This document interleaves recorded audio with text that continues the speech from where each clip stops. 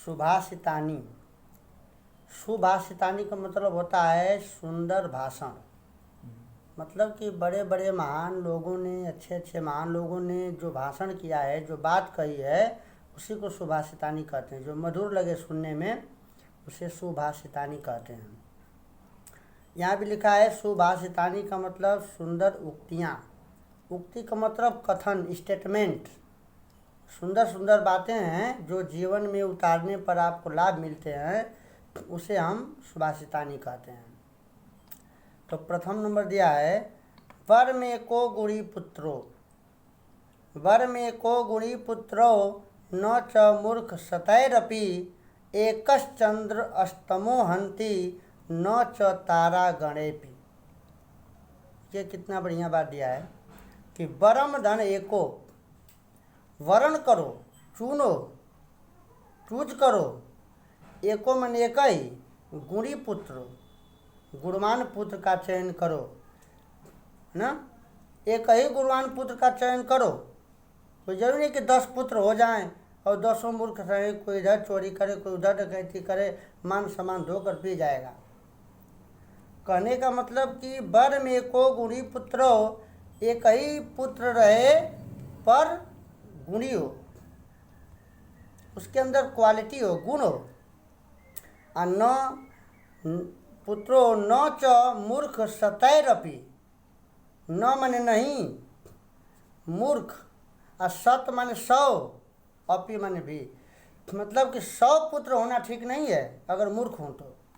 अगर 100 पुत्र मूर्ख हैं तो कोई फायदा नहीं है। अगर एक ही पुत्र गुणी है तो उसी का चयन करना ठीक है। कहने का मतलब कि 100 मूर्ख पुत्र जन्माने से, पैदा करने से अच्छा है कि एक ही पुत्र पैदा करो, उसको गुणवान बनाओ। एकश चंद्र, उदाहरण दे रहे हैं, एकश चंद्र, एक ही चंद्रमा, तमो हंति, एक माने एक, चंद्र माने चंद्रमा, और तमो माने अंधकार। इसी में है ना, एक धन चंद्र धन तमो, तमो माने अंधकार। एक ही चंद्रमा, आप देखते हैं कि एक ही चंद्रमा आकाश में उगता है और तमो हंति, पूरे तम का हनन कर लेता है, पूरे अंधकार को समाप्त कर देता है। न च तारा गणेपि, न च तारा गणेरपि, लेकिन तारे जो हैं अगणित हैं, अगणित तारे हैं, असंख्य तारे हैं, लेकिन कोई फायदा उनसे नहीं है। कितना बढ़िया बात है कि वर में को गुणी पुत्रो, एक ही गुणी पुत्र का वर्ण करो। न च मूर्ख सतैरपि, 100 मूर्ख पुत्र पैदा करने से कोई फायदा नहीं है, क्योंकि एक ही चंद्रमा पूरे धरती के अंधकार को हर लेता है और हजारों लाखों असंख्य तारे कुछ नहीं कर पाते। रात भर उगे रहते हैं लेकिन उससे धरती का अंधकार जाता नहीं है। उसी प्रकार यदि आपका एक ही गुणी पुत्र है तो आपका जस कीर्ति अच्छा कर देगा, और एक मूर्ख पुत्र है तो वह आपका सब बिगाड़ कर रख देगा। मनीषिणः सन्ति न ते हितैषिणः, अहितैषिणः सन्ति न ते मनीषिणः। ये देखिए, ये भी गजब है। मनीषिणः माने विद्वान, संति माने है। कोई व्यक्ति विद्वान है और न ते हितैषिणः, लेकिन वो किसी का हित करने वाला नहीं है। ऐसा तो देखा जाता है, बहुत जगह मिलते हैं। बहुत विद्वान है, पढ़ा लिखा है, विद्वान है, लेकिन वो किसी का भला नहीं करने वाला है, किसी के विषय में सोचने वाला नहीं है, दिमाग उसका ठीक नहीं है। और हितैषिणः सन्ति, और कोई ऐसा भी दिखता है कि हित करने वाला है, भलाई करने वाला है, सबका भला करने वाला है, लेकिन न ते मनीषिणः, लेकिन वो विद्वान नहीं है। मतलब ऐसे लोग देखे जाते हैं कि विद्वान हैं पर किसी का भला नहीं कर सकते।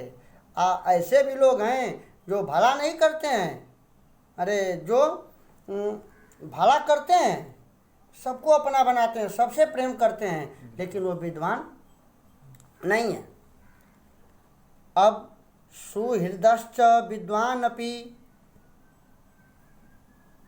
सुहृदश्च अच्छा हृदय हो, पवित्र हृदय हो, कोमल हृदय हो, हैं, अब विद्वान अपि, अब विद्वान भी हो, ये दोनों कब मिलेगा? दुर्लभो निर्णाम, निर्णाम का मतलब मनुष्यों में दुर्लभो, दुर्लभ है। मनुष्यों में ऐसा व्यक्ति मिलना दुर्लभ है कि वह विद्वान भी हो और दूसरे का भला भी करे। बड़ा कम मिलते हैं ऐसे लोग। और कैसे, उसका भी उदाहरण दिए हैं। कैसे? यथौषधयम स्वादु हितम च दुर्लभम, जैसे यथौषधम, जैसे औषधि का स्वाद, औषधि माने दवा, दवा का टेस्ट, स्वाद, हितम माने अच्छी दवा, और अच्छी औषधि है जो आपकी भला करने वाली औषधि है, उसका स्वाद कभी ठीक नहीं रहता है, वो कड़वी होती है। हैं? बुखार हुआ है और काढ़ा बना के पीजिए, गले से नीचे उतरेगा नहीं जल्दी, लेकिन वही आपका दुख दूर करेगा। और क्या चीनी का रस पियोगे तो बुखार ठीक हो जाएगा? मज़ा तो आएगा लेकिन ठीक नहीं होगा। एक बार फिर देख लीजिए, कहते हैं मनीषरा संति न ते हितैषिणः, विद्वान है लेकिन हित नहीं करता किसी का, और किसी का हित करने वाला होता है लेकिन विद्वान नहीं होता। अच्छा हृदय वाला भी हो, आप विद्वान अपि, विद्वान भी हो, दुर्लभो निराम, मनुष्यों में ऐसा व्यक्ति दुर्लभ होता है, बड़ा कम मिलते हैं कि वो अच्छे हृदय का भी हो और विद्वान भी हो। जैसे औषधि, अच्छी दवा जो हितप्रद औषधि है, उसका स्वाद दुर्लभ होता है, मैंने बढ़िया स्वाद नहीं मिलता है, उसका कड़वा होता है। अब 3 नंबर देखिए, चक्षुषा मनसा वाचा कर्मणा, वाह, चक्षुषा आँख से, मनसा मन से, और वाचा वचन से, और कर्मणा कर्म से, चतुर्विधम चारों विधि से, प्रसादयति या लोकम तम लोको नु प्रसिद्धति, सबसे महान कौन है, सबसे बड़ा व्यक्ति कौन है, सबसे अच्छा व्यक्ति कौन है, कौन सुंदर हृदय वाला है, किसको लोग सम्मान देते हैं। बता रहे हैं कि जो आँख से, मन से, वचन से और कर्म से, चतुर्विधम चारों विधियों से जो संसार को प्रसादयति तायाम लोकम, जो इस पूरे संसार को खुश करता है, लोको नु प्रसिद्धति, वह हमेशा खुश रहता है और उसके समान कोई है नहीं। ठीक ना? चारों विधियों से, मतलब कि आँख से, मन से, वचन से, कर्म से, चारों विधियों से जो पूरे संसार को सुख देता है, उसके पास हर चीज़ है, वह हमेशा खुद भी सुखी रहता है, उसके लिए किसी चीज़ की कमी कभी नहीं हो सकती।